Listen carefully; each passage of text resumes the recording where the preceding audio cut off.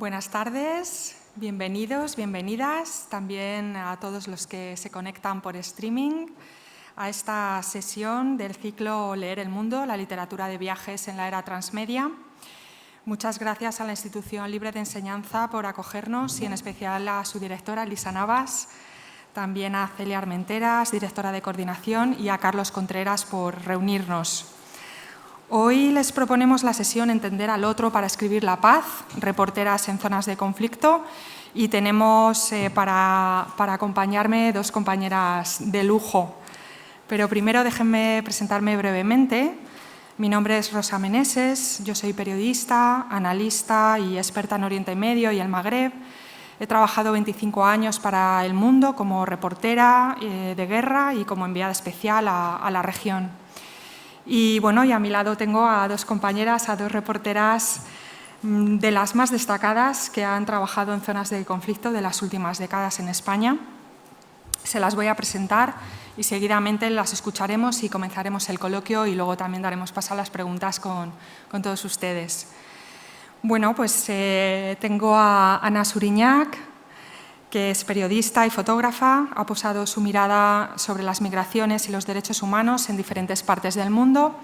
Empezó trabajando para Médicos Sin Fronteras, ella dice siempre que fue su escuela, y desde 2015 es cofundadora y editora gráfica de la revista 5W, que está especializada en periodismo narrativo. Ha codirigido los documentales Misbah y Boza. Este último se presentó en el Festival de Málaga y ha dado la vuelta al mundo. En 2024 fue finalista de los premios Pictures of the Year y del premio Gabriel García Márquez de periodismo y ganadora de los Istanbul Photo Awards con su proyecto Mar de Luto. También recibe un Ondas por el podcast El Mar, el Mur y ha ganado el premio Montserrat Roig de investigación y es miembro del colectivo de fotógrafas Women Photograph. Bienvenida, Ana. Gracias. Y también está con nosotros Maite Carrasco, que es reportera de guerra, analista y profesora. En los últimos años ha cubierto para medios nacionales e internacionales la guerra civil en Siria, el conflicto de Libia, la revolución egipcia, la guerra sucia del Kremlin en Chechenia e Ingusetia, los secuestros y el terrorismo de Al-Qaeda en el desierto del Sahel, la guerra entre Rusia y Georgia o el conflicto de Afganistán, donde ha viajado con frecuencia. Ha recibido el premio Iris de la Academia de las Artes y las Ciencias de la Televisión, es especialista en estudios para la paz de la Cátedra UNESCO y es especialista en terrorismo y resolución de conflictos por la Universidad de Reading. Es además profesora en centros y universidades como Sciences Po en Francia. Ha publicado dos novelas de ficción, La Kamikaze y Espérame en el paraíso, y es autora también de ensayos. Tiene un ensayo sobre Siria que se titula Estaré en el paraíso y su último libro, Cómo superar el miedo en todas las trincheras de la vida. Dirige la productora The Big Story Films, donde ha producido y dirigido varios documentales, y su último trabajo se está emitiendo en Canal Sur, un programa que se llama Las trincheras de la vida, que podéis ver en la actualidad. Y bueno, Ana, Maite, es un privilegio compartir mesa con vosotras y bueno, pues sin más preámbulos vamos a escuchar a Ana. Ana, tienes la palabra. Bueno, me sumo a los agradecimientos de Rosa. Yo ya les dije que para mí era un poco apuro estar aquí, que me gustaría más estar escuchándolas a ellas, porque para mí ambas han sido referentes hasta llegar aquí. Pero bueno, me toca este lado, así que intentaré un poco contar qué es lo que he estado haciendo durante estos años y un poco los porqués, que sí que tiene que ver, ¿no?, un poco con el tema del ciclo. Yo soy fotógrafa, pero soy gran defensora de que las imágenes no valen 1000 palabras, sino que tienen que generar 1000 preguntas. Y he intentado siempre acompañar todos mis trabajos fotográficos de palabras, ya sean mías o de otras personas que trabajaban a mi lado. Y, como decía Rosa, he estado trabajando mucho en temas migratorios. De hecho, concretamente he trabajado mucho en barcos de rescate en el mar. Desde 2015 he estado documentando los rescates en el mar y, como verán en esta exposición, es un tema que me ha atravesado hasta llevarme literalmente al fondo del mar. Todo empezó sin saberlo este día. Este día viajaba en el barco Dignity de Médicos Sin Fronteras Agus Morales, que es el director de la revista donde trabajo y ambos nos conocimos trabajando para la misma organización. Yo estaba en puerto y íbamos a hacer un reemplazo y los equipos de Médicos Sin Fronteras habían rescatado a más de 400 personas y entre ellas habían rescatado a Ulet. Agus Morales, quien ponía, porque ahora somos padres ambos y ya no pone palabras a mis fotos, hemos decidido trabajar por separado, pero en esos años ponía palabras a muchas de mis imágenes y sobre esta imagen él escribió: su último acto de libertad fue mirar al mar Mediterráneo.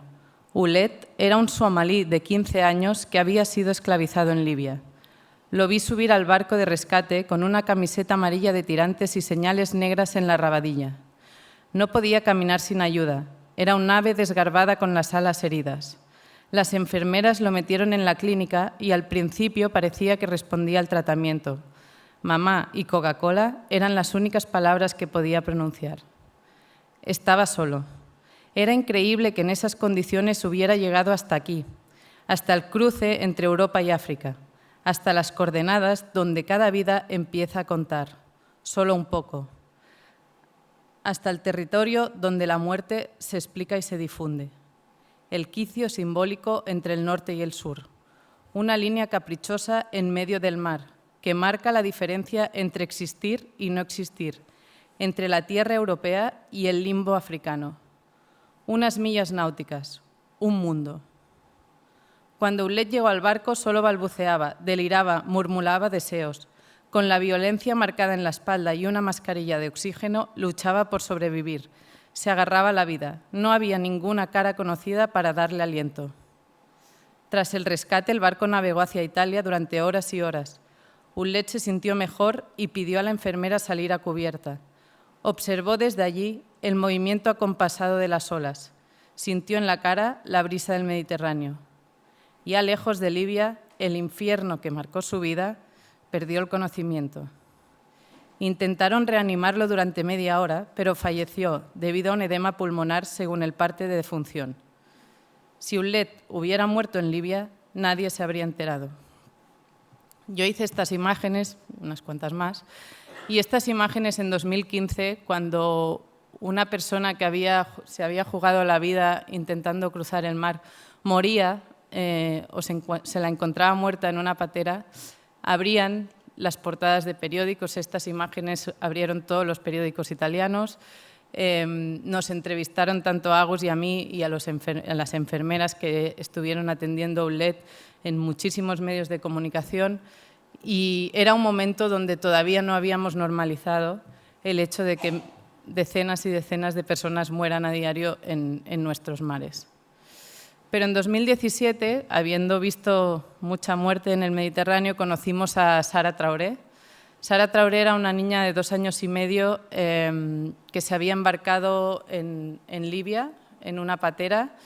Concretamente, se había embarcado en esta patera. Uy. Me censuran la imagen. Eso hacen las redes sociales también. Se había embarcado en esta patera en la cual cuando la rescataron vieron que habían 12 personas muertas. Ella había subido a la patera junto a su madre y a su hermano de 12 años y cuando los equipos de Open Arms la rescataron era huérfana. Entre los 12 personas muertas que habéis visto en la embarcación estaba su madre. Hicimos estas imágenes, intentamos contar la historia de Sara en los medios de comunicación y ya esas 12 vidas dejaron de importar a los medios occidentales. Los medios de comunicación no querían publicar esas imágenes y no solo eso, sino que redes sociales sacaban estas imágenes porque decían que habían cuerpos desnudos. Agus y yo aquí seguíamos trabajando juntos, nos obsesionamos con la historia de Sara porque, como os he dicho, la madre de Sara viajaba en esa embarcación, es una de las 12 personas que hallaron muertas, pero también viajaba con su hermano. Su hermano de 12 años no estaba entre los muertos de esa patera. Empezamos a preguntar qué había pasado y lo que había pasado es que la madre de Sara y el hermano viajaban, como siempre, viajan las mujeres en el peor lugar de la embarcación, junto al motor. Junto al motor van los bidones de gasolina y los bidones de gasolina van vertiendo gasolina y esa mezcla de gasolina con agua produce quemaduras en el cuerpo. Estas quemaduras que veis en el ojo de Sara, ella las tenía por todo el cuerpo. El hermano empezó a quemarse, la madre se dio cuenta y intentó frenar las quemadas sumergiendo al hermano en el fondo del mar.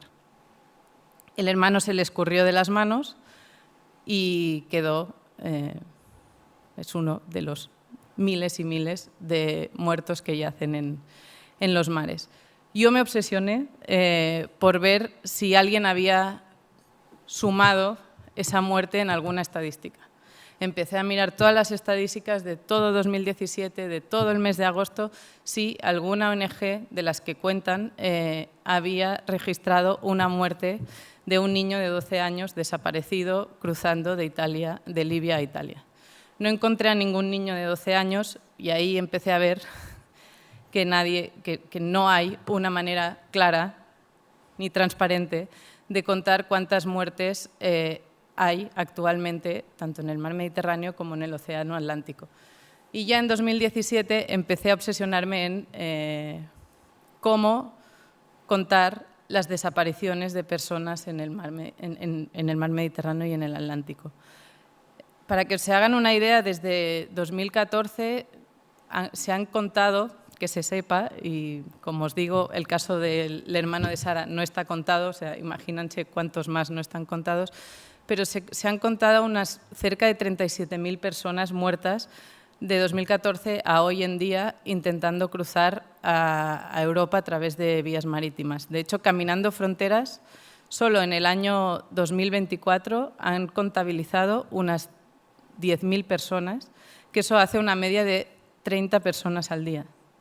Esas son cifras que podríamos equiparar a muchos conflictos. De hecho, no quiero extenderme a contar las razones por las que abandonan sus países, a lo mejor luego podemos hablar de eso también, pero son cifras estratosféricas que ocurren a las puertas de Europa y que Europa pretende esconder, y yo me obsesioné en hacer un proyecto que intentase visibilizar esas muertes que Europa esconde.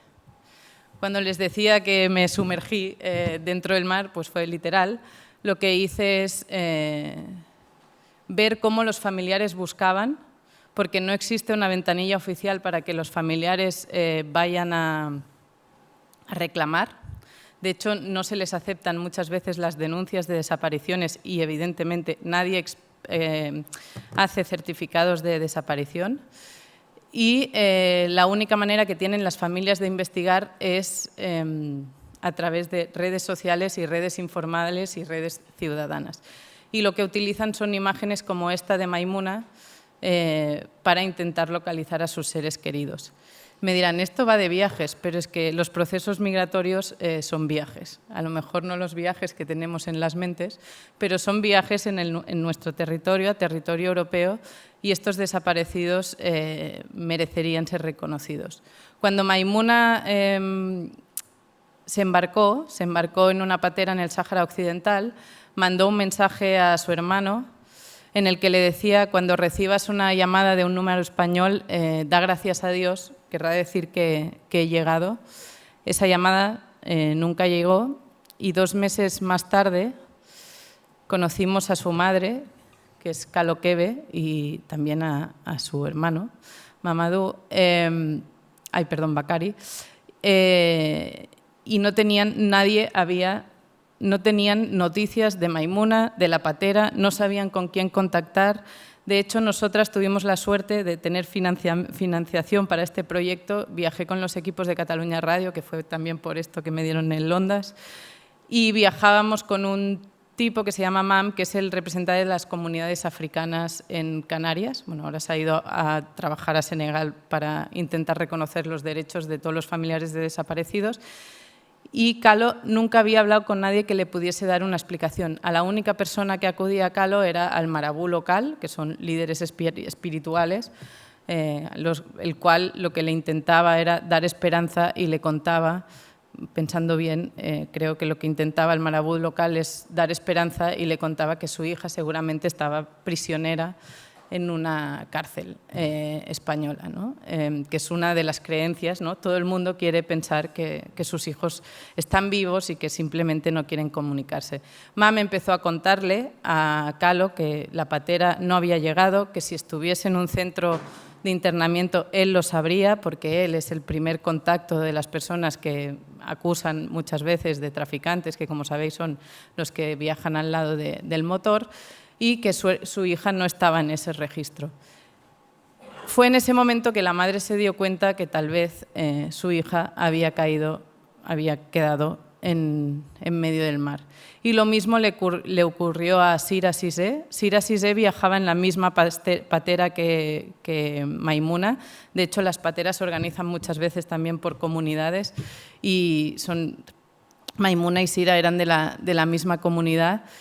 Y también estuvimos con Bakari, que es el marido de Maimuna, al cual acusaron en algún momento las familias de traficante, porque fue uno de los que puso en contacto a las familias con quien organizó la patera. Y cuando conocimos a Bakari, él tenía 4 hijos, Sira dejó a 4 hijos, y no se había atrevido todavía. Él sabía, él tenía claro que su mujer no estaba en ninguna cárcel española, que su mujer había desaparecido cruzando el mar, pero no se había atrevido a decirle a ninguno de sus 4 hijos pues que su madre no volvería a casa, ¿no? De hecho, hizo toda la ruta hasta Marruecos para intentar buscarla sabiendo que no la encontraría, porque él sabía que se habían embarcado. De hecho, el audio de Maimuna era muy claro, estaban embarcándose en el momento que manda el audio, y lo que hizo Bakari es utilizar esta fotografía y algunas más que yo hice para contarle a sus hijos que su madre estaba en el fondo del mar y que esto era un homenaje, que esto también podemos hablar luego de lo que han supuesto estas fotografías, para bien y para mal. Esto lo dejo así como para preguntar. Vi que hablar de los desaparecidos en el mar... Bueno, y antes de pasar al siguiente... ¿qué pasa con los cuerpos que llegan? Que es lo que ahora estoy investigando, que no me voy a extender ahí, pero llegan muchos cuerpos a nuestras playas que yacen en tumbas sin identificar, como estas, que estas son unas de las primeras tumbas en Fuerteventura. Ahora mismo publicaba, no hace mucho, Patricia Simón, que ahora mismo hay 39 personas en esas tumbas, o sea, las van abriendo y van metiendo a más gente, y son personas que no están identificadas porque tampoco existen protocolos claros de identificación de cadáveres hallados en costas. Este es el siguiente proyecto que algún día vendré a contaros, porque todavía es peor que el de desaparecidos. Pero lo que vi con el tema de desaparecidos es que una cosa que nos cuesta mucho, yo creo, ¿no?, cuando hacemos temas que se han hecho recurrentemente, es encontrar fórmulas e imágenes que no sean repetitivas, que no estereotipen a colectivos y que se puedan vincular de otro modo. A mí me pasa muchas veces que cuando hablo de migraciones hablo a gente muy convencida y no convenceré a nadie de lo que yo creo que significa la política de fronteras europea, ¿no? Normalmente a mis charlas viene gente muy convencida.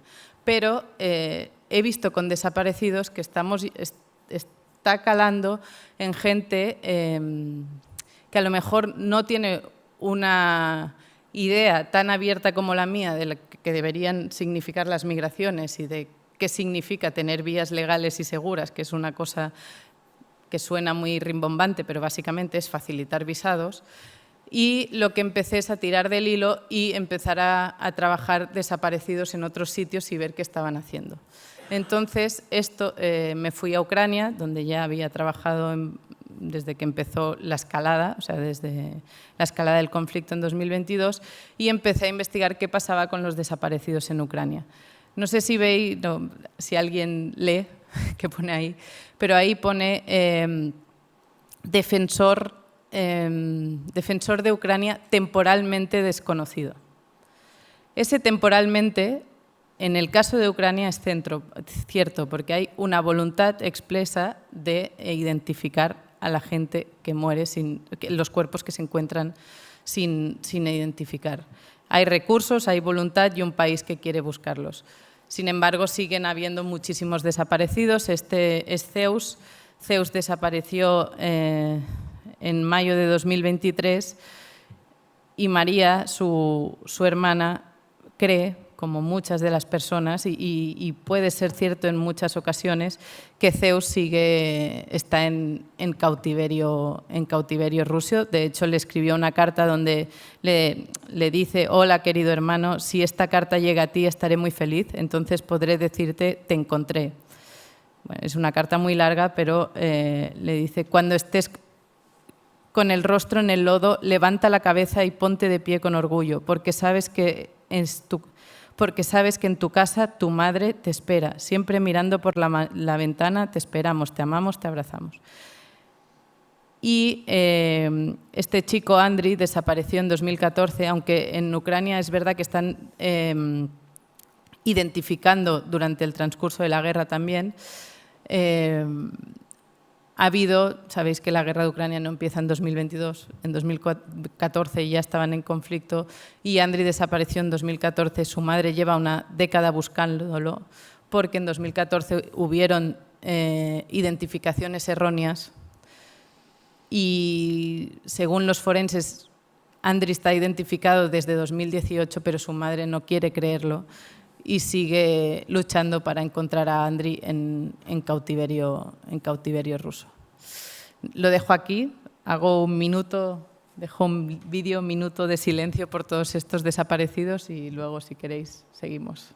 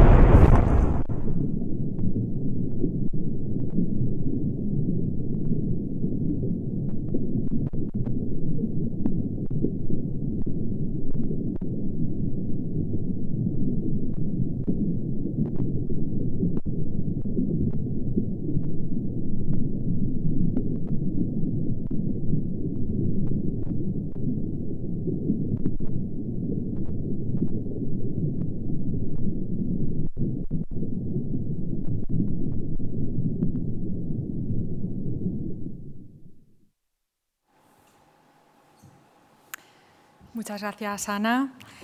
Has hablado de ese viaje existencial, ¿no?, por el que pasan los migrantes, los refugiados, que es otro tipo de viaje, un viaje entre esa frontera entre existir y no existir, como mencionabas, y de la dificultad de poner palabras a la realidad. Y esto nos da pie para poder escuchar a nuestra invitada Maite Carrasco.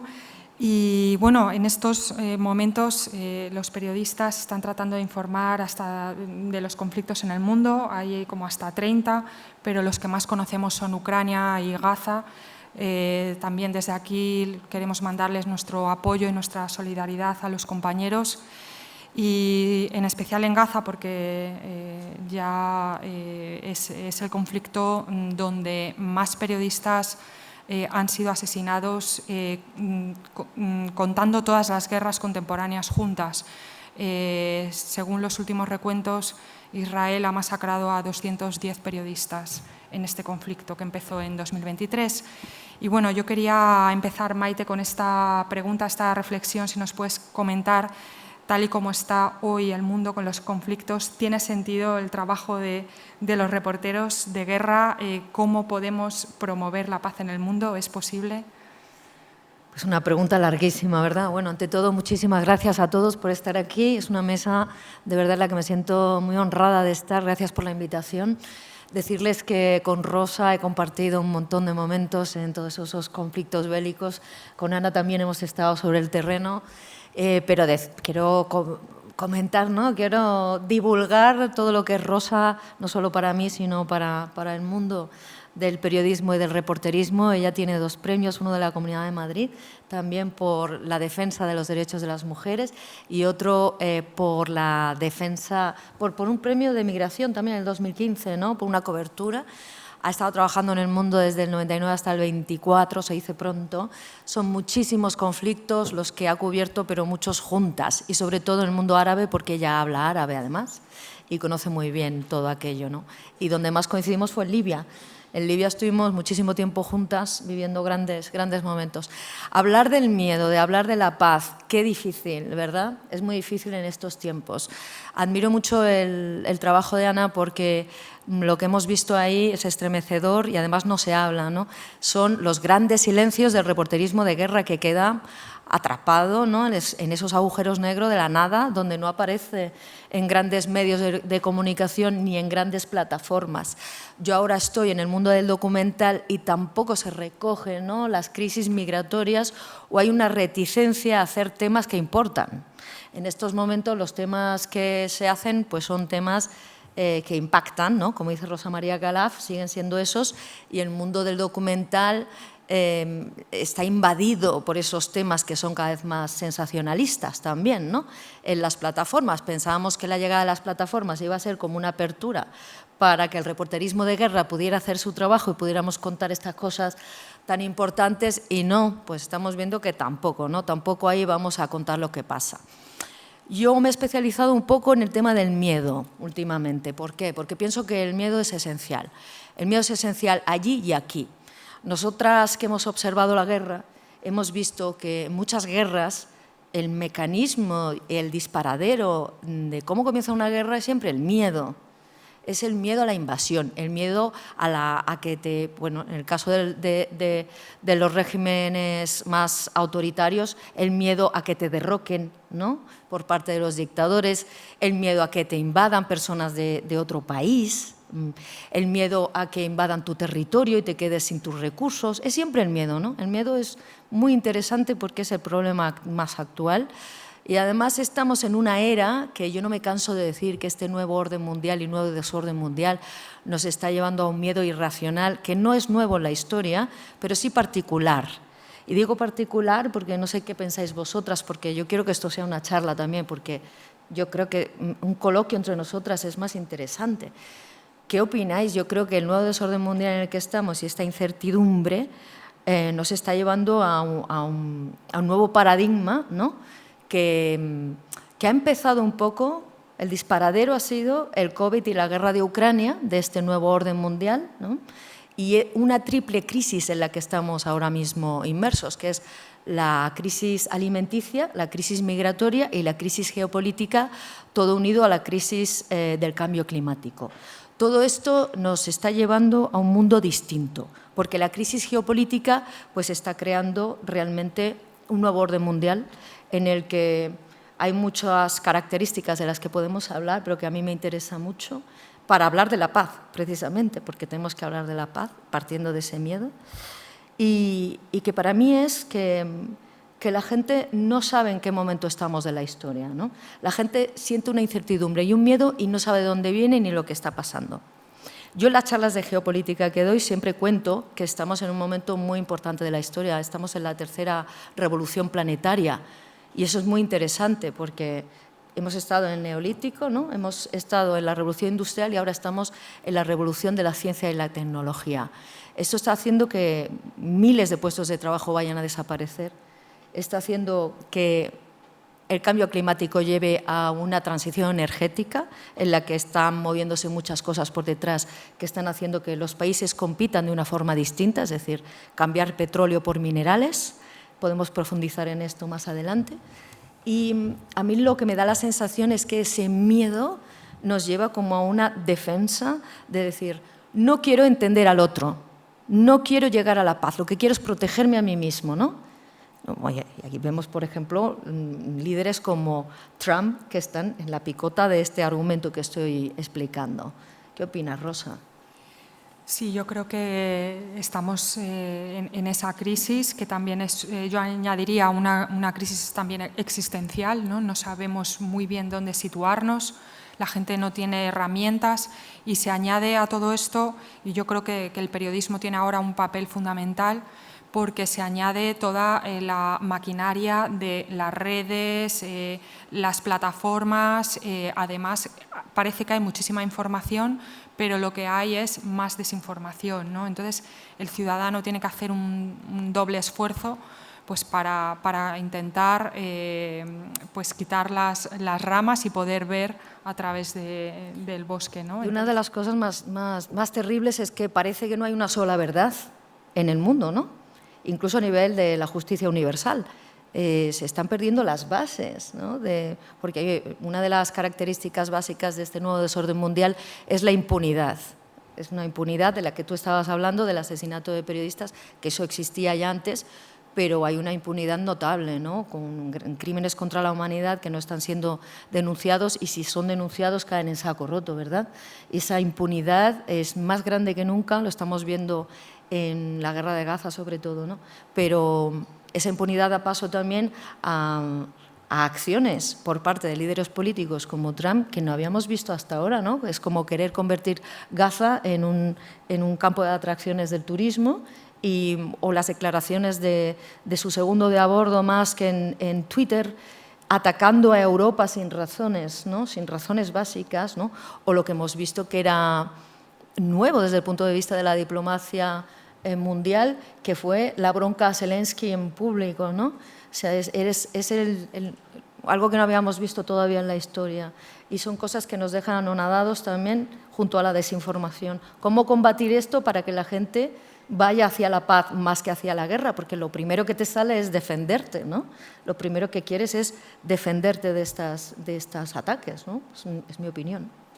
Sí, a mí me parece también, por eso es tan valioso también el trabajo de Ana, sobre la mirada del otro, ¿no? Cómo miramos al otro diferente, y cómo eso, bueno, ahora mismo es esencial, ¿no? Ana, no sé, creo que reflexionabas tú también entre esa mirada hacia el otro, en cómo contar las historias, como cuentas tú, de migración, ¿no? Que nos llegan, y cómo humanizar también a los demás, ¿no? Cómo los migrantes muchas veces y los refugiados están deshumanizados, y tenemos el ejemplo de Trump, muy reciente, de las deportaciones que ha hecho totalmente como si fueran criminales, ¿no? Ana. Bueno, yo creo que la única manera que tenemos de contrarrestar esto es haciendo proyectos profundos y dejar de discutir cada tuit que hace Trump, porque ese es un gran problema para el periodismo, y para el periodismo en profundidad, porque estamos y mesas de debate eternas sobre políticas, tuits que ha hecho Trump, lo que ha dicho Trump, ¿no? Yo creo que es un momento muy preocupante, donde en principio tenemos más acceso a la información que nunca, y más difícil informarse es. De hecho, yo cuando yo intento ir mucho a dar charlas, bueno, cuando puedo, pero creo mucho en dar charlas en institutos y en gente joven, porque creo que es un momento donde hay que aprender a informarse, porque si nos cuesta a nosotras, yo en mis temas me cuesta aprender intentar contrastar información veraz de lo que están pasando, de lo que dicen, lo que es posible, lo que no es posible. Me encuentro muchas veces opinando en mesas donde se opina de cosas que son tweets o son declaraciones, una rueda de prensa y ya está. Y luego cuando rascas dices, ya, pero es que está diciendo esto no lo va a poder hacer, ¿no? Entonces, esto le pasa a Trump, nos pasa aquí, y en tema migratorio, o sea, desde que hay los partidos que hay en el poder, en las instituciones, los partidos xenófobos, el discurso antimigratorio se ha recrudecido en prácticamente todos los partidos políticos, también los de izquierdas, ¿no? Entonces, yo creo que estamos en una época muy difícil para el periodismo, pero en una época que debemos seguir insistiendo en que la manera que tenemos, ¿no? Bueno, yo me he formado leyéndoos y viéndoos a vosotras, la manera en la que creemos que hay que hacer las cosas no podemos dejarla, porque es que cada vez los medios, Maite lo decía antes, y este tema de desaparecidos, el tema de desaparecidos en el mar y el tema de desaparecidos en Ucrania, yo cuando estoy en Ucrania, si hay un bombardeo, sí, eso sí queremos que nos cuentes, pero si acaba de haber un bombardeo, solo os puedo contar si hay 3 muertos, si han ido al hospital y no sé qué. En cambio, el tema de desaparecidos que llevo un año investigando, haciendo tal, eso no cabe, ¿no? Entonces, los medios no compran o no publican, evidentemente sí lo hacen, pero es mucho más difícil encontrar profundidad en los medios y, por lo tanto, la ciudadanía, la manera de informarse es imposible, es muy difícil. Yo creo que los medios están un poco perdidos también, o sea, porque estamos en un momento en el que el control de la información es muy importante. La gente muchas veces me pregunta, Maite, ¿viene la Tercera Guerra Mundial? ¿Vamos a entrar en guerra? Esta es una de las preguntas más comunes en todas las conferencias. Y yo siempre respondo, es que yo creo, y mucha gente lo piensa, muchos analistas, que ya estamos en guerra. Lo que pasa es que no es una guerra convencional. Es una guerra que se llama las guerras de cuarta generación, en las que se desdibuja el frente, y el frente ya no es el frente de Donbass en el que están luchando y en el que ha estado Ana, en el que vemos los tiros y los 2 ejércitos están en la trinchera disparando. Eso a Putin le importa menos que convencernos a todos a través de las redes sociales de que no tenemos que apoyar a Ucrania. Por lo tanto, el control de la información se hace importantísimo en estas guerras de cuarta generación. Y una de las características de estas guerras de cuarta generación, que son distintas y que son nuevas, son asimétricas, es que nosotros somos parte del objetivo y estamos inmersos y somos parte contendiente. Y de esto lo tenemos que empezar a comprender, que los civiles estamos en el objetivo y estamos casi a la misma altura que un militar que está en el frente, porque tenemos que saber que van a por nosotros y que lo que nosotros hagamos a través de un like o a través de un voto o nuestras acciones están vigiladísimas y controladísimas y manipuladas para que vayamos hacia un sitio y vayamos hacia el otro. Entonces, eso lo hace todavía más difícil, ¿no?, esta confusión. De hecho, en la OTAN ya se ha acuñado el término resiliencia desde hace mucho tiempo. La resiliencia de cómo la sociedad civil tiene que resistir ante estos embates, porque lo que se está buscando es acabar con la civilización occidental. Y esto no lo digo yo, se dice a nivel académico, ¿no? Acabar con los valores de la civilización occidental. Ahora mismo hay una lucha de valores entre democracia y autocracia. Es una de las dicotomías que yo veo en el mundo actual, ¿no?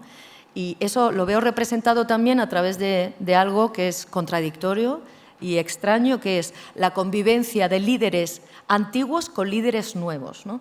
Líderes antiguos que vienen del siglo XX, como Putin, como los iraníes, o gente que ha vivido el final del siglo XX, ¿no?, y que ha vivido pues, la Guerra Fría, que está inmersa en esos valores de defensa patrióticos, por ejemplo, de Rusia, de la gran Rusia, de los límites de Rusia, que es para el señor Putin la nostalgia de lo soviético, ¿no?, y del mundo soviético, y la prevalencia de que eso no desaparezca. Y luego líderes como Trump y muchos otros, o Milei, que están más en el liderazgo económico y que lo que están buscando es liderar como si tuvieran una empresa en marcha, ¿no? Y que ya no es dentro de lo político o de la nostalgia, pero los dos conviven, y no solo conviven, sino que están en connivencia, que a mí esto me llama mucho la atención, ¿no? Y esa dicotomía, digamos, esa contradicción, a mí me llama la atención y me fascina desde el punto de vista científico de la observación de los movimientos geopolíticos, pero me asusta, ¿no? Porque al final lo que quieren es que nosotros pensemos como ellos y que terminemos en una gran confusión, y es lo que están logrando, ¿no? Y ahí es donde estamos los periodistas, que tenemos un rol cada vez más denostado, pero más importante, que es en el que tenemos que apostar por seguir haciendo información, tenemos que apostar por hacer información veraz y tenemos que apostar porque la gente siga creyéndonos, porque hemos perdido una credibilidad muy grande. En el momento en el que el periodista deja ya de tener el control absoluto de la información y hay también ciudadanos que pueden hablar y comentar, yo creo que contra esto no hay que luchar, sino unirse, ¿no? Y hacer que la ciudadanía participe de esta resiliencia y que forme parte con nosotros de este cambio, de la resistencia, ¿no?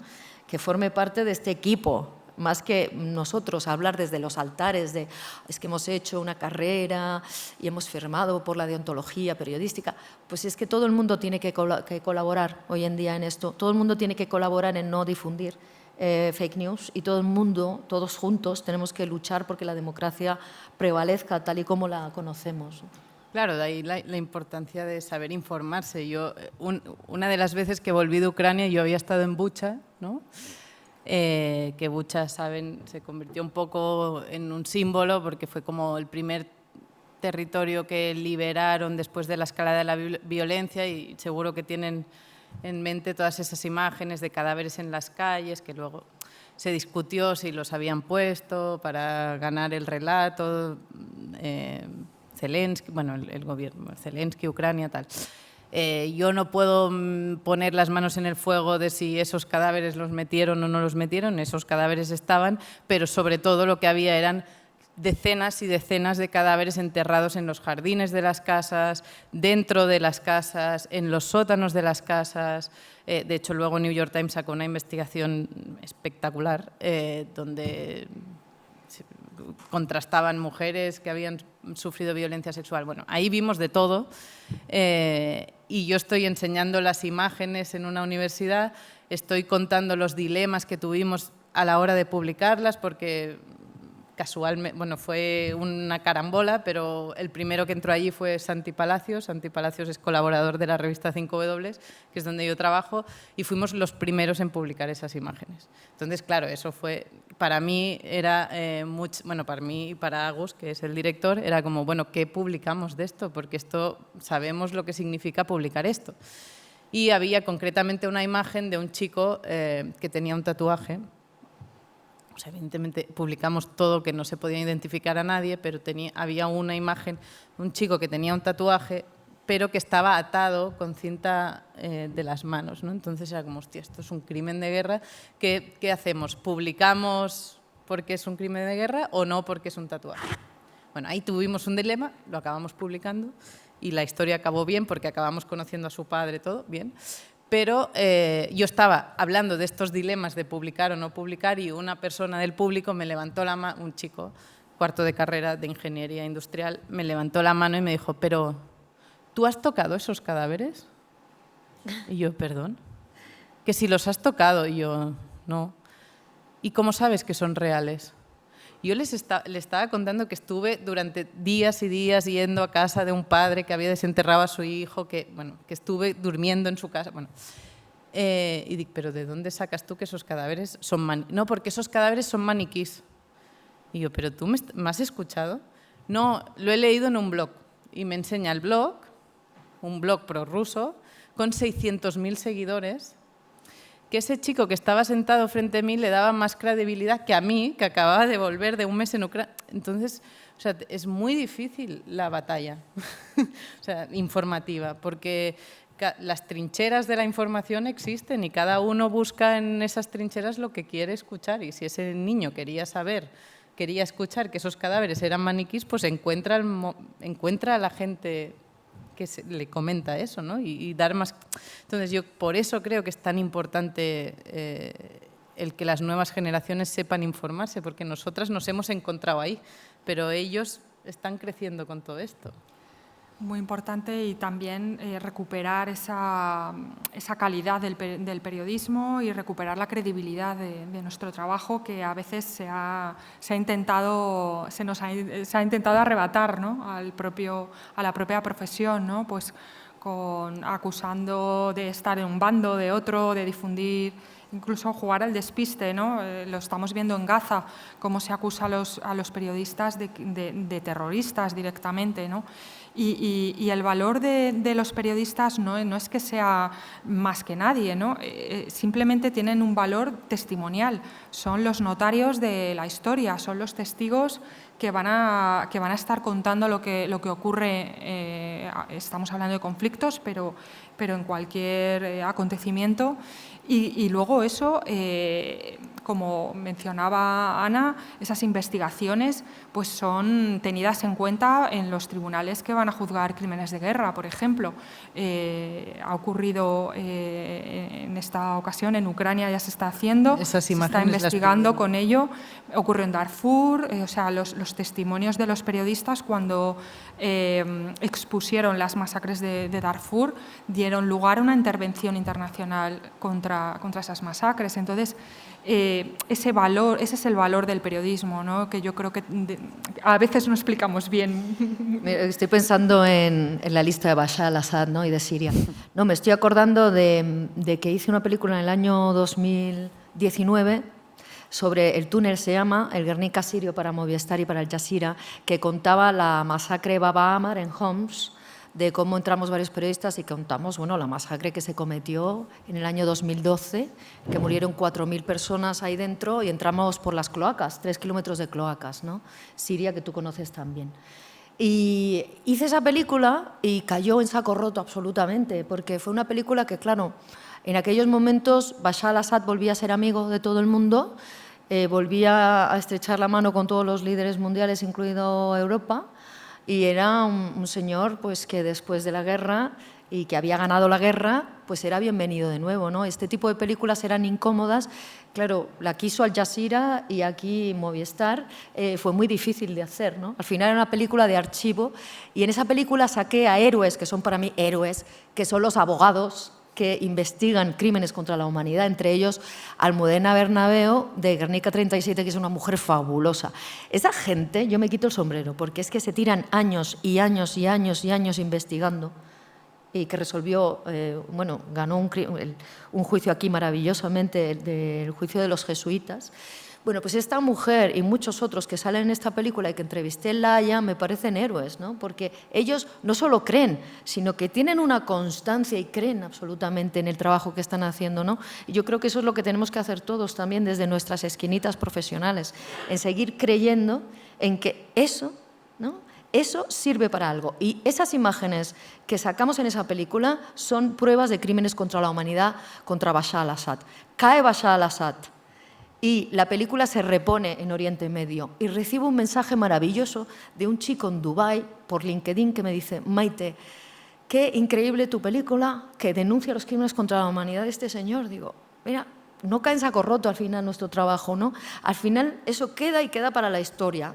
Y es importante lo que se hace, es importante lo que hacemos, aunque a veces nos parezca que no. Y a veces parece que no es importante venir, como ustedes están viniendo aquí, y es súper importante, yo lo aprecio un montón, que la gente nos escuche. Es que es muy valioso, mucho. Y yo creo que esa es la raíz que me impulsa a mí a seguir trabajando en esto, en creer que lo que hago pues, al final tiene esa recompensa social, no mía, una recompensa social, porque todo se devuelve a la sociedad y todo es algo que contribuye a la sociedad, porque una de las cosas de las que estoy más convencida es que solo vamos a salir de esta unidos y solo la empatía nos va a sacar de este embrollo en el que estamos metidos de reconocer la realidad del otro. Solo la humanidad y solo la empatía, de lo que hablabas tú de deshumanizar, solo la empatía y la rabia por todavía despertar, que todavía tengamos rabia por ver los crímenes que se cometen ahora mismo, aunque haya una persona en esta sala que lo sienta, yo ya me siento contenta y feliz, ¿no? Y luego salió la lista de las personas que estábamos en la lista que entramos, que estamos en la lista negra de Bashar al-Assad, ¿no? En las que estamos muchos, y me sentí orgullosa. Digo, mira qué guay, soy orgullosa de estar en la lista negra de Bashar al-Assad, ¿no? Y que Bashar al-Assad nos tenía vigilados y no, nos tenía en esa lista negra que salió. A mí me hace gracia al final, ¿no? Porque para mí es una recompensa. Digo, esto es el trabajo bien hecho, es estar en la lista negra de un dictador. Efectivamente. Bueno, no sé si Ana tiene alguna más reflexión para añadir o queréis que pasemos a las preguntas del público. Yo a los abogados sumaría a los forenses, porque son otra gente, ¿no?, que yo he conocido ahora muy bien con la segunda parte del proyecto de desaparecidos, que es identificación de cadáveres. Y los forenses, ¿no?, el equipo argentino de forenses ha hecho mucho trabajo también para denunciar crímenes contra la humanidad. Y, de hecho, yo les veo y me cuentan todo lo que están haciendo, ¿no? pienso yo, ¿por qué no fui forense? Es muy importante ser forense. O sea, que a los abogados les sumo los forenses. De verdad. También en Bucha, los forenses han hecho un gran trabajo junto a imágenes que nos pidieron y hicieron desenterrar a todos los cadáveres, aparte de para no tener todos los cadáveres en los jardines, pero para estudiar los crímenes que habían hecho, los crímenes de guerra que habían hecho los rusos allí. Y a la persona que te dijo que si los habías tocado, le puedo decir que si ve un cadáver sabe perfectamente lo que es un cadáver. Yo le dije, los he olido, no te preocupes. Claro. Exacto, es que lo primero que se sabe de un cadáver y que sabes dónde está un cadáver es porque huele, porque nosotras lo hemos experimentado, ¿no? Es un olor que nunca es un olor que nunca se olvida, el olor de un cadáver y el olor al miedo. Son dos cosas que yo siempre cuento de la guerra, ¿no? Son dos cosas particulares que solo sabemos la gente que hemos padecido una guerra, nosotros observado, ¿no? Gracias a Dios, pero sí son dos cosas esenciales, que el miedo huele y los cadáveres huelen, o sea, sabes perfectamente cuando hay un muerto. Pero efectivamente en una fotografía ahora hay dudas, ¿no? De si los han puesto allí, si son, es que es tremendo. Pero os digo una cosa, yo estuve con Gaddafi contigo, ¿te acuerdas? Estuvimos en Libia y era la época en la que Gaddafi estaba vivo. Y Gaddafi montaba unos chiringuitos que también dignos del fake news, de los primeros que hacían fake news, ¿no? De la propaganda. A ver, la propaganda ha existido siempre y era un mago, era un mago. Recuerdo un día que nos llevó, porque en aquellos momentos estábamos en Trípoli y nos tenían confinados en hoteles a los periodistas, pero Gaddafi nos dejaba estar allí, ¿te acuerdas? Y entonces nos llevaba a hacer tours y nos llevaba a ver pues todos los agravios de la OTAN en Trípoli. Y nos llevó a un bombardeo, ¿te acuerdas? Sí. Y nos llevaba a un bombardeo y luego resulta que era un bombardeo falso y había víctimas falsas que nos contaban que habían bombardeado y estaban allí llorando. Y luego al día siguiente íbamos a la Plaza Verde y estaban los mismos haciendo de público, los mismos personajes de actores haciendo de público, ¿no? Y era muy evidente, ¿no? Lo hacían muy mal, pero eran los precursores del fake news. Claro, pero eso es un poco lo que diferencia el periodismo de la propaganda, ¿no? Cuando nos encontramos con ese blog, que esa propaganda que ha calado, que eso no es periodismo, ¿no? Entonces, yo creo que está muy bien lo que decía también Ana de los forenses, y los periodistas somos también un poco como forenses, ¿no? Porque estamos entrenados de una manera en la que hacemos nuestro trabajo con esa calidad científica también, ¿no? Entonces eso creo que es que hay que destacar, ¿no? Sí, nos han llevado a intentar llevar a los periodistas a lo mejor a escenarios ya preparados y tal, y eso se detecta perfectamente, ¿no? Al final tenemos que ser como detectives privados, ¿no? Para detectar, es verdad, en las guerras, pues cuántas veces, ¿no? Entre nosotros después vuelves al hotel y ¿qué te ha parecido? ¿Crees que es verdad? ¿Qué es mentira? Y en las revoluciones árabes, en todos los países, llegábamos y hablábamos, porque claro, te llevaba Gaddafi y luego te llevaba el otro lado. Estabas en Benghazi y los rebeldes te contaban su otra película. Te llevaban a las prisiones, te presentaban a francotiradores supuestamente que trabajaban para Gaddafi. Tú tenías que ir como un detective privado a determinar con tus preguntas a si realmente eso era verdad o no para publicarlo o no, ¿no? Que es también la parte más bonita. Más por eso es tan importante la responsabilidad, ¿no? Porque propaganda también hacen los gobiernos, o sea, ¿no? Bueno, igual que Gaddafi, el gobierno de Ucrania hace propaganda constantemente todo el rato. O sea, cuando nosotros estuvimos en Bucha, nosotros llegamos antes que nada, bueno, había poca gente, de repente un día vemos en redes sociales una foto que todo el mundo criticaba de la calle de los tanques llena de periodistas. Nosotros estábamos en Bucha y decimos, esto es mentira. Y no era mentira, era real. O sea, hubo un día que el gobierno de Ucrania montó autobuses para ir a ver la calle de los tanques y ese mismo día abrieron la fosa común que estaba al lado de la iglesia e hicieron ahí un circo que luego no continuaron, pero tienes que estar ahí el suficiente tiempo para saber que hoy es el circo y ya luego nos quedamos 3 semanas más y ya el circo ha pasado y nosotros informamos. Lo que pasa que las dinámicas de comunicación hacen mucho daño también, porque yo puedo criticar a todos los periodistas que iban en un autobús y decir, ¿cómo os dejáis manipular así? Ya, pero es que sus medios les están pidiendo crónicas cada día de un sitio porque Bucha solo puede entrar al mediodía, por la noche ya vete a Bordoyansk, ¿no? Entonces, estas dinámicas hacen pues que perdamos credibilidad credibilidad los periodistas. O sea, esa dinámica de la inmediatez, ¿no? Que no te da tiempo de hacer, de reflexionar y de tomar la distancia o de quedarte en el sitio el tiempo suficiente como para poder ir hasta a lo profundo, ¿no? Bueno, pues si queréis podemos dar paso a las preguntas de las personas que están en sala. Sí, por favor, por aquí, en este lado tenemos una pregunta.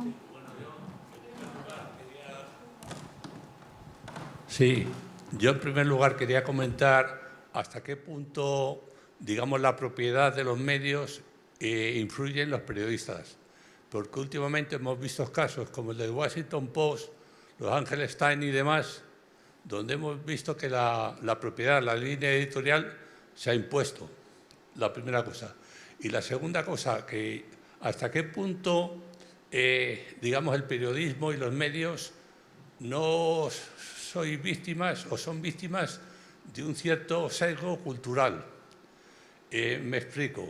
En el caso de Ucrania hay evidentemente un sesgo que ignora o no tiene en cuenta las realidades del pasado, y el pasado evidentemente pesa. En el caso de Oriente Medio, yo creo que se es un poquito más ponderado, a lo mejor porque son de los nuestros, de Europa Occidental y demás, pero yo creo que son un poco más ponderados. Y en el de las famosas revoluciones árabes, que al final no han quedado en nada, porque el último Túnez se frustró, pues también yo creo que había un sesgo cultural que no tuvo en cuenta que lo que en Occidente nos llevó siglos de conseguir, desde el humanismo, el Renacimiento, hasta la Ilustración, las revoluciones burguesas, aquí se quiere hacer de un salto, nada más. Muchas gracias. No sé cuál... Claro que siempre, si va a haber un sesgo cultural. Me quedo con lo del sesgo cultural, ¿no? Yo creo que la parte... Aquí tiene usted a tres periodistas libres, no pertenecemos a ningún medio.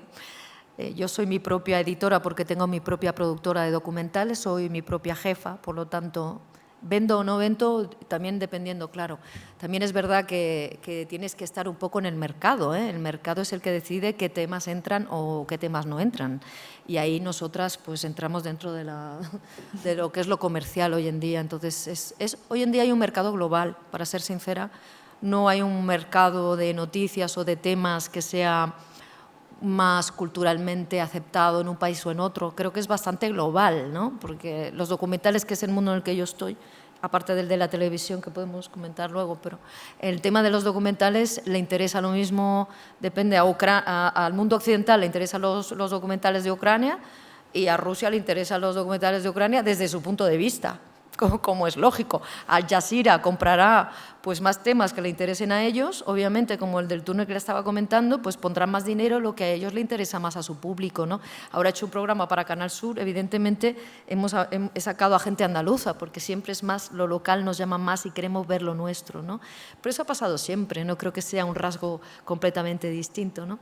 Yo creo que lo que tenemos que tender es no a ver el sesgo cultural, sino a ser sinceros y a comunicar la verdad, sea quien sea, y es verdad que siempre va a haber un punto de vista, porque yo soy cristiana, yo no soy musulmana, por supuesto que voy a tener un punto de vista diferente de un musulmán, pero en esta charla se llama entender al otro. Yo tengo empatía con el otro, intento tener empatía, lo que yo no voy a ir es a destrozar al compañero Al Jazeera porque ha hecho una noticia distinta a la mía o un documental diferente. Lo vamos a ver en un festival y pondrán el mío y el suyo y tendremos varios puntos de vista, ¿no? Eso es lo bonito, que tengamos varios puntos de vista, ¿no? De hecho, tendríamos que ver los documentales que Rusia está poniendo allí para ver su punto de vista y entenderlos, cómo están enseñando a su propia población lo que está pasando, ¿no? Y compararlo como lo estamos enseñando nosotros, ¿no? Yo creo que parte de entender al otro pasa por ver lo que el otro está viendo en los medios de comunicación. Eso es súper interesante, ver qué es lo que están entendiendo ellos y si ellos no están accediendo a toda la información. Ojo, porque a lo mejor ellos no están accediendo a toda la información. Cuando hemos viajado a esos lugares nosotras, nos hemos dado cuenta hasta qué punto también la televisión siria pues solo difundía pues, las noticias que eran favorables a Bashar al-Assad y la gente no sabía lo que estaba pasando en el otro lado. Lo que pasaba en el lado rebelde no era retransmitido dentro del país y tenían que verlo fuera. Pero hoy en día lo que pasa es que tenemos acceso a Internet y todo el mundo, la gente joven, y tenemos un acceso a una información de todos los puntos de vista, incluso a los fake. Por eso se hace más difícil saber cuál es la verdad, ¿no? Ana. Yo creo que hay un sesgo cultural. En el tema que yo más he hecho es el de migraciones y evidentemente cada una de nosotras reporteamos con nuestra mochila y con nuestros aprendizajes y con quién nos ha educado y cómo hemos convivido. Yo ahora estoy, bueno, tampoco, como decía Maite, yo no pertenezco a ningún medio, una gran corporación, cosa que te da mucha libertad. El problema es el económico, ¿no? Que la mitad de mi tiempo me paso buscando dinero para hacer proyectos, pero ahora estoy metida en proyectos colaborativos con temas migratorios, con periodistas del Senegal, periodistas de Marruecos, periodistas de Tunisia, y su manera de entender y ver la migración es diferente a la mía. Yo llevo 15 años intentando denunciar o reportear lo que pasa en las fronteras y ha sido cuando he empezado a trabajar con esta parte, o sea, con los periodistas que lo ven desde la otra orilla y desde otra perspectiva, que he entendido algunas dinámicas de migración, el peso de las familias, que es muy bestia. Por ejemplo, yo digo, Europa tiene que crear, y lo defiendo fermamente como europea, porque ahí sí puedo atacar yo como europea, ¿no? Tiene que crear un protocolo de identificación, ¿no? Y tiene que empezar a contar las muertes de manera tal.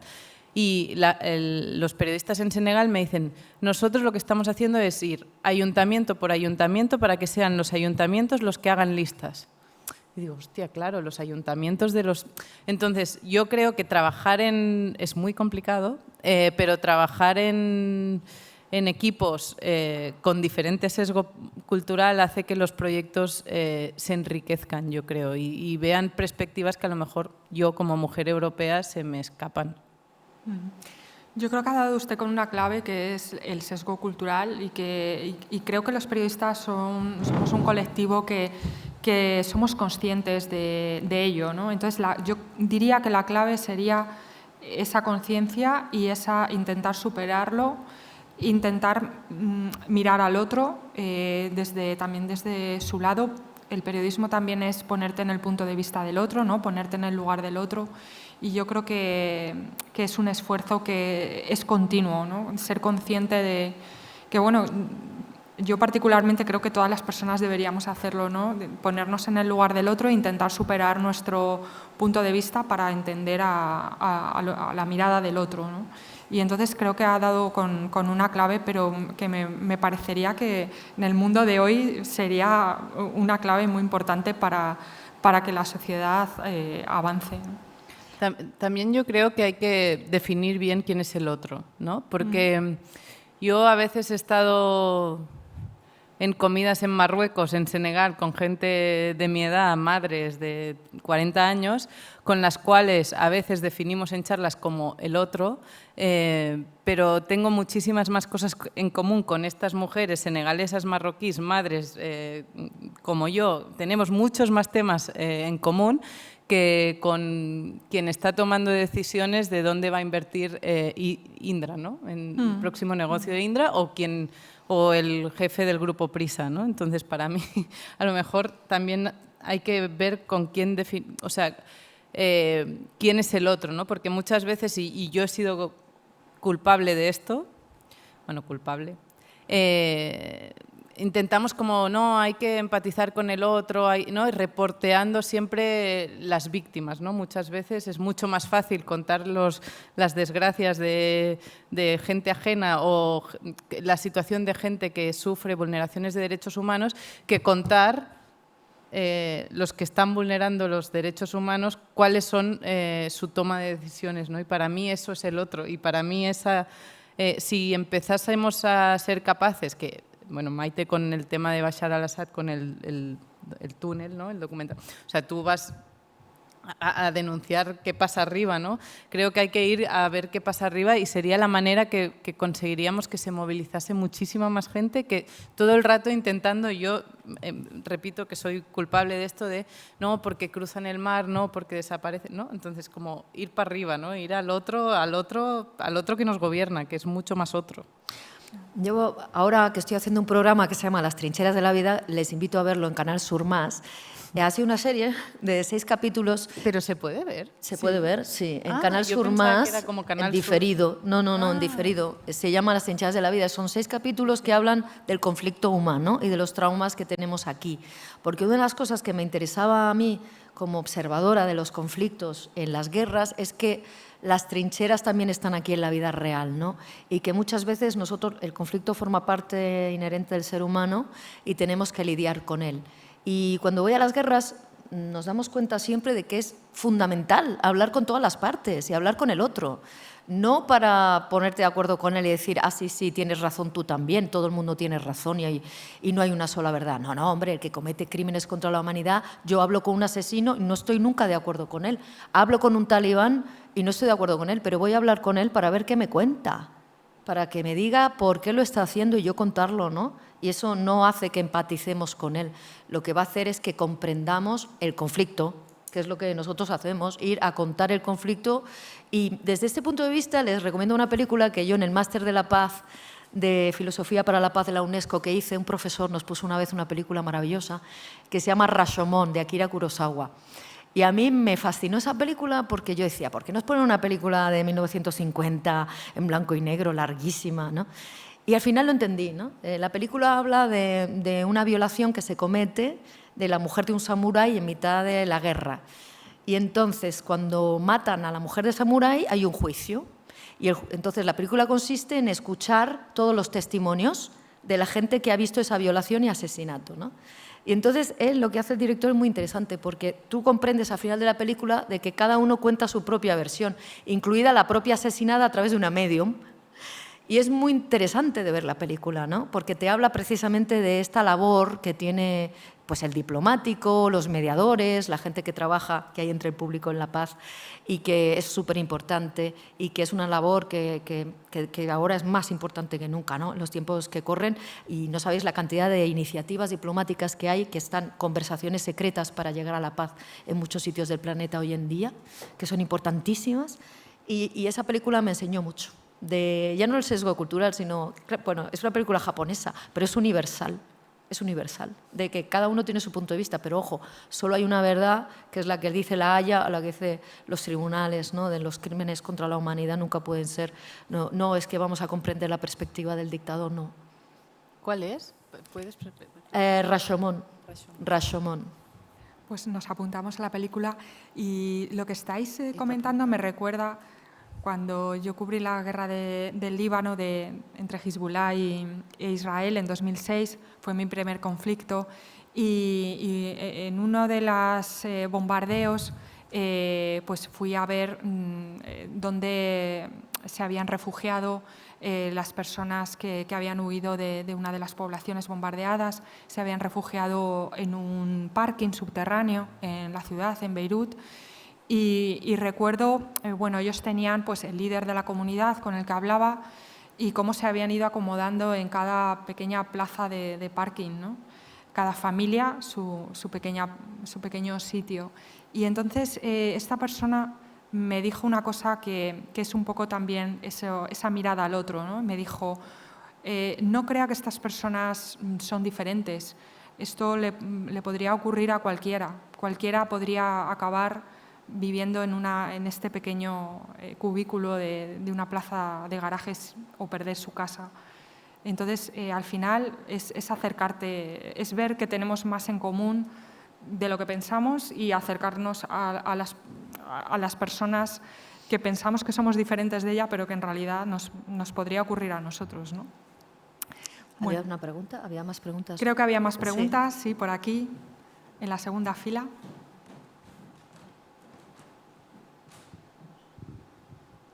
Mira, pues por mi parte me gustaría saber si en vuestro trabajo ha supuesto alguna dificultad añadida por el hecho de ser mujer. Y luego, por otra parte, me ha llamado mucho la atención que habláis las tres del olor a muerte y el olor al miedo. Me gustaría, si es posible, que me describáis cómo es ese olor, porque yo, por ejemplo, he tenido la suerte de no tener que oler esos olores. Nada más. Que es Muchas una suerte, de gracias. verdad. Mira, te voy a contar una anécdota. La primera o la vez que yo más recuerdo haber olido el miedo fue en la guerra de Siria. Teníamos que entrar de forma clandestina y a mí una noche me dijeron: corre, que te van a entrar por Arsal. Eran las 3 de la mañana, ahora o nunca, y tienes que ir sola. Entonces me llevaron a la frontera de Arsal, que está en el Líbano, con Siria, y la cosa consistía en que me llevaban unos señores sin luces a través de la montaña. Y llegamos a un campo donde ya estábamos.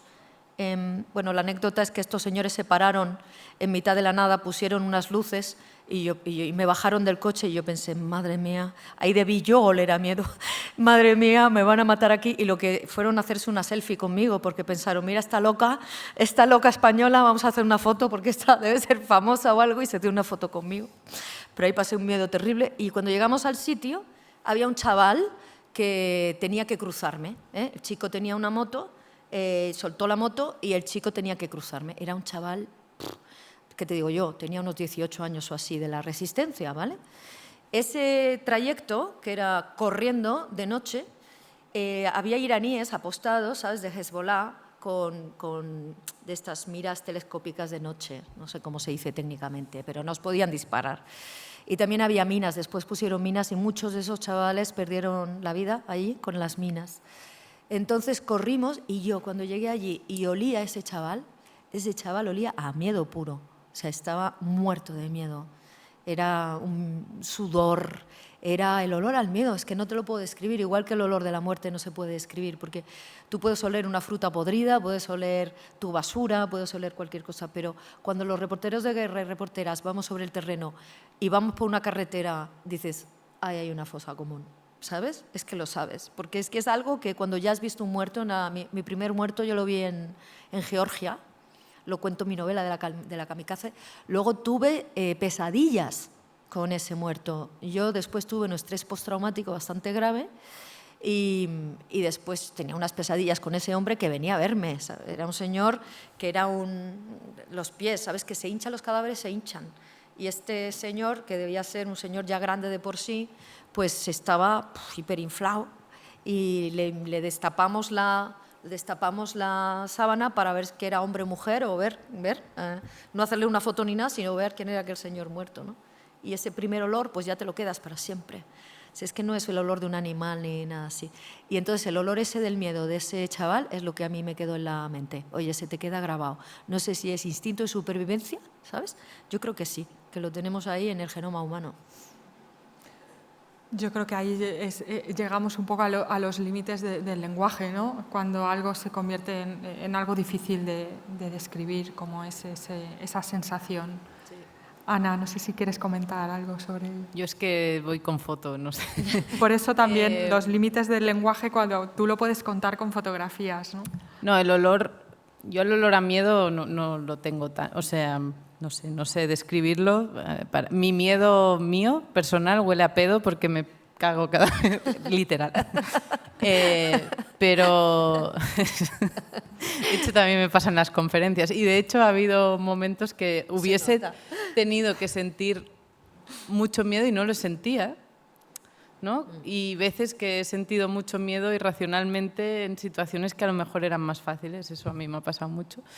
Pero el olor a muerte, es que cuando lo hueles, bueno, no hace falta ir a una guerra. Aquí en los cadáveres que encuentran, que el mar expulsa, de hecho yo los últimos muertos que he olido son 4 chavales que el mar expulsó, que llevan casi un año en una fosa, ahí en un centro bueno, en un ¿cómo os digo? Joder, en un IMLC, un Instituto de Medicina Legal, esperando a ver si alguien les identifica.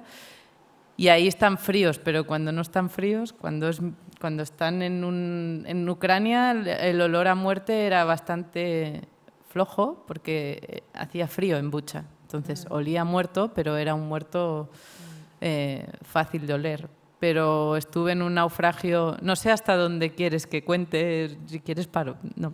Estuve en un naufragio en Senegal, que de repente hubo un naufragio en la costa. Para mí fue uno de los más heavies, y sin esperar, porque no me lo esperaba. Porque muchas veces cuando vas a una fosa común sabes dónde vas, cuando entras a una casa que sabes que hay cadáveres, más o menos te lo imaginas, pero en el naufragio de Senegal hubo un naufragio, recuperaron los cuerpos, los metieron en un container, que en teoría era refrigerado, pero no funcionaba. Entonces yo estaba ahí pegada pico y pala con el forense para que me dejase ver cómo identificaban, porque hacían identificaciones visuales, que eso no es muy legal. Bueno, y de repente yo estaba ahí como asumiendo que no me dejaba subir al camión y me dice, tú, tienes una cámara, ¿no? Y yo, sí. Sube al camión y haz fotos a todos los muertos. Y yo, perdón. Sí, necesitamos las fotos para tenerlos registrados y no tenemos cámara, solo tenemos la tuya. Y de repente ese señor se subía como en una grúa, me sube al container ese y me cierra la puerta y me quedo yo sola con todos chicos jovencísimos muertos.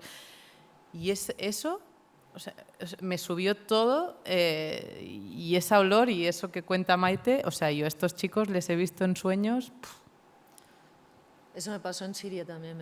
Había una especie de congelador que era un almacén de manzanas y entré una vez a hacer una imagen, como yo grabo con la cámara, y también me encontré a solas con 5 cadáveres y claro, piensen ustedes que nosotros vivimos de espaldas a la muerte, ¿no? O sea, yo, mi generación, ya no teníamos a los muertos en casa, ya se les llevaban a los tanatorios, etcétera. La generación de nuestras abuelas sí que se velaban a los muertos en casa y se veía el muerto, ¿no? Es que tenemos filosóficamente hablando, parece que somos inmortales todos, ¿no? Y cuando alguien se muere le maquillamos, le ponemos detrás de un cristal, no se les besa. Cuando fuimos a mí me llama mucho las revoluciones árabes porque a los muertos les abrazaban, les besaban, les despedían, ¿no? Incluso una cosa que me llamó mucho la atención, que le tiraban arroz y geranios, como en mi tierra, como en Andalucía, que nosotros lo hacemos para las bodas, ¿no? Que tiramos arroz. Allí lo hacen para los muertos. Cuando pasa a alguien le despiden para que tengan abundancia en el más allá. Y me parece muy bonito, ¿no? La relación con la muerte. Y yo creo que eso haría de nosotros personas más humanas y más cercanas a la vida. Y también descubriríamos que podemos vivir más intensamente si supiéramos que la muerte también está ahí y que forma parte de nuestra vida finita, ¿no? ¿Más preguntas? Un segundo para que les escuchen. Sí. Primero aquí en la tercera fila. Dificultades de mujeres. Para mí tan importante es la primera parte de la pregunta, que es, como mujeres, si habéis tenido algún problema añadido para hacer vuestro trabajo. Sí, vamos a recoger la pregunta de su compañera. Bueno, lo primero de todo, quería agradeceros vuestro trabajo, me parece muy importante. Y luego deciros también, porque yo, por lo menos por mi parte, hay una gran curiosidad por saber con las limitaciones que lidiáis a la hora de hacer el trabajo de campo. Porque quizá uno podría pensar que es una limitación de movimiento o una limitación de medios, pero me imagino que de manera personal también habrá muchas, o sea, serán variadas y puede que no sea quizá la que nosotros percibimos desde aquí. Y luego, teniendo en cuenta los conflictos por los que habéis pasado, ¿qué os ha marcado, qué os ha cambiado y cómo conseguís hacer el cambio del terreno a volver a la realidad que normalmente tenéis? Gracias. Muchas gracias. Y en esta tercera fila, para recoger esta pregunta, y hacemos otra ronda de respuestas. Por favor. ¿De cuáles han sido las dificultades que habéis tenido como mujeres dentro de vuestro trabajo? Solo era eso. Gracias. Bueno, pues... Bueno, empieza tú. Pues bueno, yo he de decir que he tenido más dificultades aquí que allí. O sea, muchas veces me he encontrado con dificultades dentro de una redacción o de unos, lo voy a decir así, de unos jefes hombres que son los que te limitan lo que puedes hacer o lo que no, si puedes ir a un conflicto o no. Y entonces me he encontrado con que aquí he tenido que luchar contra ello. Entonces eso me ha preparado para ir a países que se supone que son difíciles para las mujeres, pero no sé si es que yo iba ya preparada o entendía un poco ya cómo deshacerme, ¿no?, de esas ataduras. Y luego allí, la verdad que, hombre, siempre, sobre todo como ya la figura del periodista, pues se le intenta impedir que haga su trabajo, ¿no?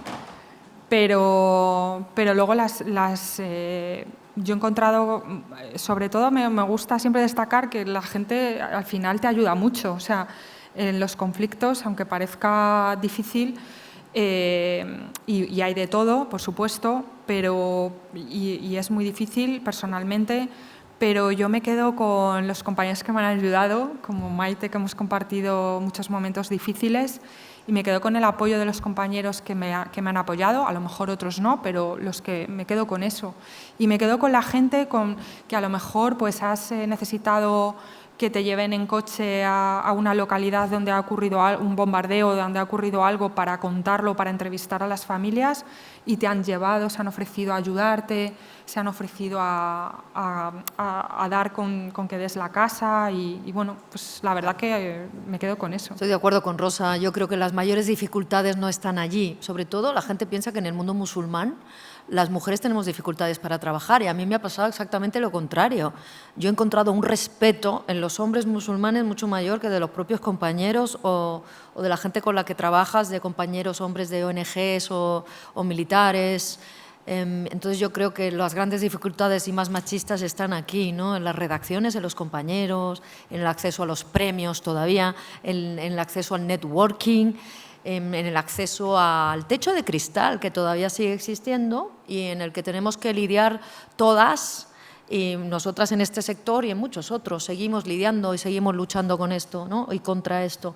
Y yo creo que, como digo, por ejemplo, a mí me han recibido talibanes, simplemente no te miran a los ojos por ser mujer, pero luego he tenido el clásico paternalismo en las redacciones de pues muchas compañeras que te dicen, pero tú estás loca, ¿por qué te vas a Libia? ¿No? Mientras los compañeros son muy valientes, tú estás loca, pero no ven la valentía o el valor en lo que tú estás haciendo, ¿no? Es un doble rasero de medir el mismo trabajo, ¿no? Y el mismo valor de trabajo que tenemos nosotras, ¿no? El acceso a los premios todavía es muy difícil, ¿no?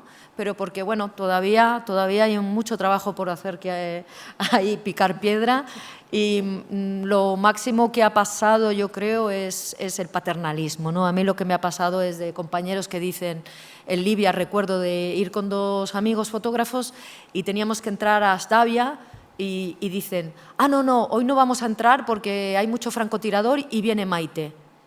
Y viene Maite quiere decir que cuando no venga Maite, no esté una mujer, ellos sí, como son valientes, pero querían protegerme, ¿no? Proteger a Maite. Pero Maite está haciendo el mismo trabajo que vosotros y se pone y se expone de la misma manera que vosotros para conseguir las mismas noticias, ¿no? Además, competimos todos por llegar al frente y llegar a hacer la misma noticia, ¿no? Entonces, este paternalismo es cansino, ¿no? Al final dices, bueno, pues mira, que se vayan ellos, yo me cojo otro coche, y hay miles de compañeros que no tienen esta forma de tratarte, ¿no? Yo siempre hablo con mucho cariño de Roberto Fraile, que es el cámara con el que yo cubrí Siria, que en paz descanse, que mataron después en Burkina Faso con David Beriaín en un atentado de Al-Qaeda, y Roberto era un compañero fabuloso, igual que los compañeros con los que trabajo hoy en día, en las trincheras de la vida, en el que no he notado un machismo como tal y en el que dirijo y presento, por ejemplo, hoy tengo un equipo de 10 personas, ¿no? Y eso no lo veo, pero claro, depende de con quién estés, todavía te encuentras con la vieja guardia, como la llamo yo. Ana, ¿cómo la has vivido tú? Bueno, no añado nada porque creo que es repetitivo, o sea, ¿no? Es como aquí hay más machismo que en terreno. Sí que yo creo que el hecho de que el tema, ¿no?, que muchas veces nos preguntan, trabajar en países musulmanes, tal, yo creo que el hecho de ser mujer occidental ayuda muchísimo, porque tienes acceso al mundo de los hombres y al mundo de las mujeres, ¿no? Por ejemplo, yo pongo de ejemplo cuando estuvimos la última vez en Afganistán, que estuve con Agus, los talibanes acababan de entrar en Kabul y yo quería acceder a la maternidad. Claro, para Agus era porque era el único sitio donde seguían trabajando las mujeres y mandando las mujeres, ¿no? Y allí, bueno, no, mandando en el parto, luego no, pero claro, Agus no entra en un parto en Afganistán justo con la llegada de los talibanes, yo entré tranquilamente y no solo eso, sino que hubo niños que se murieron ese mismo día y la complicidad que yo tenía con las madres, pues es que era imposible que Agus... Yo tenía una niña de 5 meses, a mí eso me atravesaba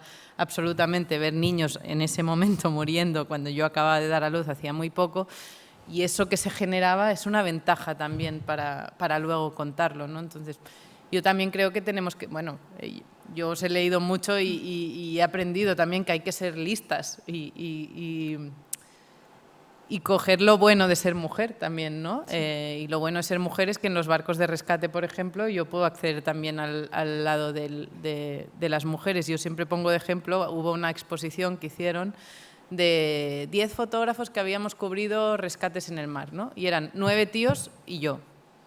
Aparecían súper pocas mujeres en las imágenes, solo algunas en las pateras y una pariendo. Y las únicas imágenes donde aparecían mujeres haciendo más cosas que no sea parir o llorar eran en las mías.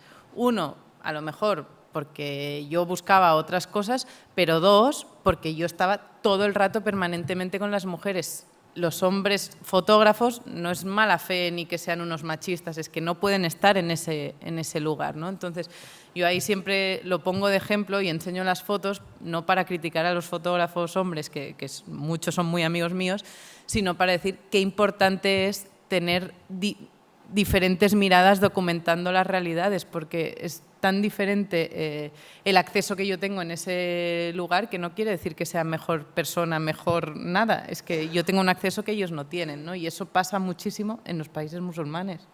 Sí, lo que hemos hablado mucho entre nosotras, cambiar la narrativa de cómo aparece la mujer también, ¿no? En eso contribuimos a cambiar la narrativa que desde tiempos inmemoriales, desde la literatura clásica hasta Hollywood y bueno, pasando por todo lo que está pasando ahora no tanto en la narrativa de literatura, sino más audiovisual y la fotografía, en la que la mujer siempre es la víctima, ¿no? O la que empieza las guerras o la compañera del guerrero, o es la violada o la prostituta, ¿no? Eso es lo que nosotras queremos cambiar. Esa narrativa en la que la mujer tiene otro rol también en la guerra, no es solo la sufriente, sino que tiene otro rol en la vida, en nuestras vidas también aquí, ¿no? En la narrativa de la vida real de las mujeres, que no somos esas, ¿no? Y no nos reconocemos en los guiones de hoy en día, ¿no? Pues no sé si queréis acabar con esta reflexión, que además era muy interesante ahondar en los límites personales, en esta última pregunta, y en ese viaje interior, ¿cómo os ha cambiado la cobertura de conflictos? ¿Cómo os ha cambiado esos viajes que habéis hecho hacia vuestros reportajes? Que tenemos que os lleváis en la mochila rápidamente. 3 minutos no podemos resumir. Bueno, una reflexión. Yo he comprendido que el bien y el mal existe encarnado en personas, he entendido que la muerte también existe y que debemos aceptarla y aceptar el camino, ¿no? Y disfrutar del camino. He aprendido a curarme, he aprendido a sanarme, he aprendido a comprender al otro y a tener la paciencia de hacerlo. Trabajo diariamente conmigo misma para seguir haciéndolo y creo que hay mucho por hacer y esa es mi labor después de los viajes que hago, ¿no? O sea, los viajes que yo hago en mí particularmente es también para sanarme a mí misma, ¿eh? Hay una parte muy egoísta dentro del mundo del reporterismo de guerra, no se crean ustedes que somos héroes o heroínas. Hay mucha gente que está allí también para comprender, para contar, para trabajar en sí mismo, ¿no? En la sanación y de paso pues contribuyes a hacer que la gente sane también y que la gente comprenda lo que está pasando en otras partes del mundo y comprenda al ser humano en todas sus dimensiones, porque el ser humano somos iguales, como tú comentabas, ¿no? Lo mismo es cuando llegas y te encuentras una guerra, te das cuenta de que tú puedes ser esa persona, de que una guerra sucede en una semana, estalla y de repente estás en una guerra en una semana, ¿eh? Y eres un ingeniero y tienes tu trabajo y tienes tu casa y tu hipoteca y al día siguiente no tienes nada. Y esto lo hemos visto todas, ¿eh? La rapidez con la que se prende una guerra y aprendes a empatizar y aprendes a darte cuenta de que somos todos iguales y que el odio no lleva a ningún sitio y de que el odio lo único que crea es más odio y más violencia. Y eso sí es difícil de parar. Mientras una guerra comienza en una semana, luego pararla tardas muchísimo tiempo. Ana, una última reflexión sobre este viaje interior. Yo es que estoy muy... O sea, yo estoy en un momento que estoy como todo el rato reflexionando si lo hacemos bien, si no lo hacemos bien, para qué lo hacemos, qué sentido tiene que yo vaya a Ucrania otra vez, como revista qué tenemos que hacer, quién tiene que contar. O sea, mi reflexión es como cada vez que voy evolucionando... más preguntas, igual que, ¿no? Decía al principio que las imágenes tienen que hacer preguntas, pero creo que tenemos que reflexionar mucho sobre sobre cómo estamos ejerciendo nuestra profesión. Que quiero pensar que hacemos cosas buenas y que estamos haciendo cosas buenas, pero creo que también hay responsabilidad en cosas que hemos hablado hoy, que todas hemos contribuido también de alguna manera, a otra gente más, pero nosotras también. Y para mí, más que... O sea, evidentemente, yo recuerdo mucho la primera cobertura que hice dura, fue en Etiopía. Yo fui allí pensándome, no sé qué pensándome, tenía 21 años y yo empecé a estudiar periodismo como una cosa súper egoísta y la cuento siempre en las facultades. Yo quería ver el mundo, ver qué pasaba, vivir aventuras y el periodismo. Y es así de triste, pero es así. Lo que pasa que, evidentemente, yo tenía un compromiso, lo cuento así muy, yo tenía un compromiso social, estaba muy movilizada socialmente, pero el periodismo era la excusa para no estudiar medicina, ir en contra de mis padres y luego viajar. Lo que pasa que la implicación social que yo tenía me llevó a Médicos Sin Fronteras y la primera vez que yo voy a Etiopía con 21 años diciendo a todo el mundo, guau, me voy a Etiopía, no sé qué tal, la primera vez que ves un niño morirse de hambre delante tuyo con 21 años, nadie te ha preparado para eso, ¿no? Y yo recuerdo mucho esa vez y como esas veces han habido muchas, ¿no? Y entonces yo creo que de tantas, para mí las reflexiones son cada vez más profundas. A lo mejor antes yo tenía unas reacciones mucho más directas, o sea, yo qué sé, estaba en Sudán del Sur, veía un hospital lleno de cadáveres, llegaba a mi casa y tenía como que bajar y reflexionar y hablarlo y tal. Ahora no es tan así, no es tan directo, es una herida mucho más jodida. Y, por ejemplo, en el tema de los desaparecidos en el mar, que llevo mucho tiempo encontrando la manera de hacerlo y mucho tiempo lidiando con familias que siguen buscando, me está haciendo mucho daño y es cero, no paso miedo, pero es como la impotencia, ¿no?, que genera también estas cosas. Bueno, os estoy utilizando de psicólogos, pero un poco esta es la sensación que tengo ahora. Sí, yo creo que esa es una de las claves de ese cambio vital, ¿no?, que siempre quizá intentar incorporarlo a nuestra vida, ¿no?, porque yo creo que lo que vivimos allí son lecciones de vida. Y quizá, bueno, la empatía pues también te hace que te afecte. Entonces, saber un poco protegerse, cuidarse, todo eso es un aprendizaje de años. Bueno, esperamos que hayamos respondido a las preguntas. Le doy paso a la directora de la Institución Libre de Enseñanza, Elisa Navas, que va a decir unas palabras. Solamente dar las gracias en nombre de la Institución Libre de Enseñanza a Ana, a Maite y a Rosa por esta sesión que nos deja tantos elementos de reflexión, ¿no? Con esta cuarta sesión cerramos el ciclo que ha diseñado y coordinado Carlos Contreras, que lamentablemente no ha podido estar hoy aquí. Quiero dar las gracias también a todos los ponentes que han intervenido en las sesiones anteriores y a todos los que nos han acompañado en este particular viaje, tanto presencialmente como a través de la red.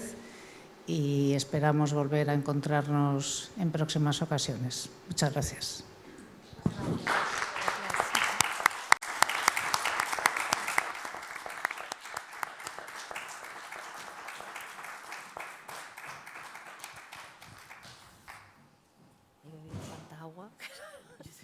Me he bebido toda. Te has bebido toda el agua y todavía te faltaba. Ya nos podíamos quedar una hora aquí hablando.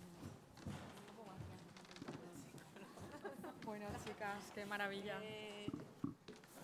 Qué maravilla.